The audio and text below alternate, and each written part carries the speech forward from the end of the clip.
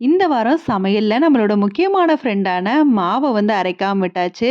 So அது இல்லன்னா எவ்வளோ கஷ்டப்பட வேண்டியது இருக்குது. டின்னர் என்ன செய்ய, பிரேக்ஃபாஸ்ட் என்ன செய்யன்னு சொல்லி ஒரு வீக் மாவரைக்காம விட்டுட்டாலே அந்த வீக் சண்டே நைட்டே வந்து யோசிச்சு வச்சுருவேன். 5 நாளைக்கும் நம்ம மார்னிங், நைட் என்ன செய்யன்னு சொல்லி.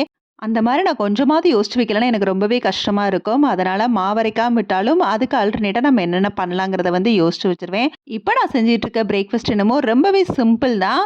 ஆனா ரொம்பவே டேஸ்ட்டாவும் இருக்கும். பாலு, முட்டை, ஜீனி இந்த 3யும் நல்லா அடிச்சுட்டு, அதில பிரெட்ட வந்து டிக் பண்ணிட்டு, தோசைக்கல்ல நெய் அப்ளை பண்ணிட்டு, டிக் பண்ண பிரெட்ட இதில போட்டு கொஞ்சமா மேலேயும் நெய் ஆட் பண்ணிட்டு பெரட்டி எடுத்துட்டோம் அப்படின்னா, ரொம்பவே டேஸ்ட்டான பிரெட் ரோஸ்ட் வந்து ரெடி ஆயிரும். இது வந்து மார்னிங் பிரேக்ஃபாஸ்ட்டா செஞ்சேன். குழந்தைங்களுமே நோ சொல்லாம சாப்பிடுவாங்க. அந்த அளவுக்கு ரொம்பவே டேஸ்ட்டான ரெசிபி.